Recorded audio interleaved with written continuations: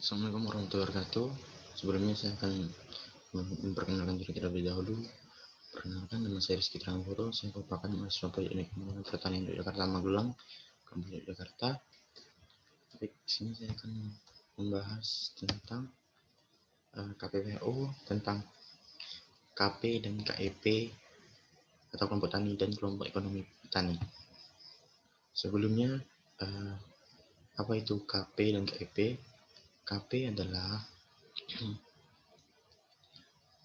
kelompok petani adalah kelompok tani atau kelompok petani, peternak, pekerjaan yang dibentuk atas dasar kesamaan kepentingan, kesamaan kondisi lingkungan, sosial, ekonomi, sumber daya, dan keakraban untuk meningkatkan dan mengembangkan usaha anggota.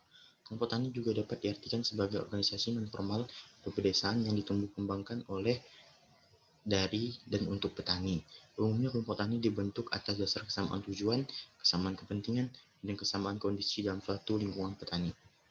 Kemudian apa itu ciri-cirinya? Ciri dari kelompok tani yang pertama, biasanya kelompok tani tidak saling mengenal, saling akrab.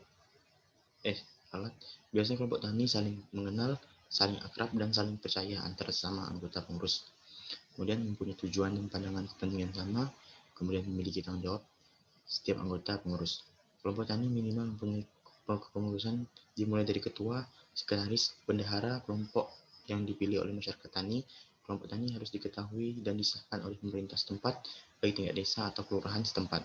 Dalam peraturan baru atau pengurus kelompok tani wajib berbadan hukum dan terdaftar di Kementerian Hukum dan HAM. Kemudian fungsi dari kelompok tani. Ada 3 fungsi, yaitu kelas belajar, wahana kerjasama, dan unit produksi. Yang pertama, kelas belajar merupakan tempat atau wadah belajar mengajar sesama anggota dan meningkatkan pengetahuan, keterampilan, dan sikap anggota untuk tumbuh dan berkembang dalam berusaha meningkatkan produktivitas dan pendapatan kehidupan yang sejahtera.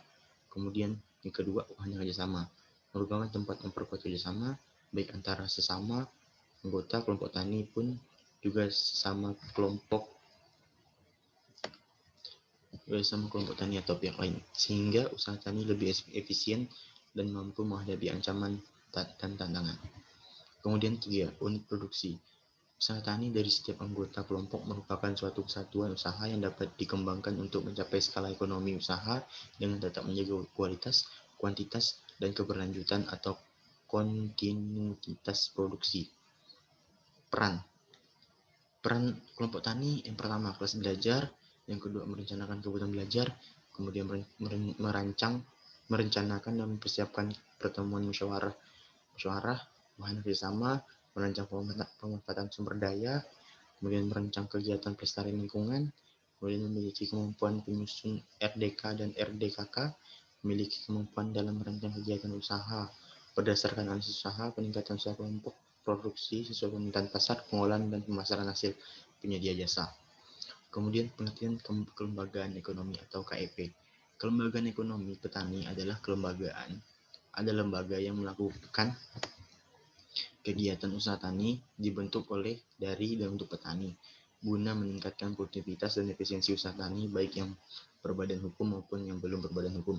Kelembagaan ekonomi petani KEP termasuk ke dalam kelompok usaha bersama KUB, koperasi, perseroan terbatas, PT merupakan salah satu terobosan dalam rangka pemberdayaan petani dalam pengembangan usaha yang dikelola oleh petani sendiri secara profesional di sektor pertanian.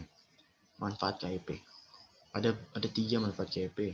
Yang pertama, mendorong kelembagaan petani berusaha tani berbasis agribisnis, mempunyai kekuatan hukum sehingga dapat mengakses permodalan, meningkatkan posisi tawar dalam bermitra usaha dan pihak lain. Kemudian tujuannya adalah meningkatkan kapasitas kelembagaan petani untuk membentuk kelembagaan ekonomi petani berbasis agribisnis dengan hukum. Yang kedua, meningkatkan kemampuan kelembagaan ekonomi petani dalam mengelola usaha tani melalui perkembangan jaring usaha dan kemitraan dengan pelaku usaha lainnya.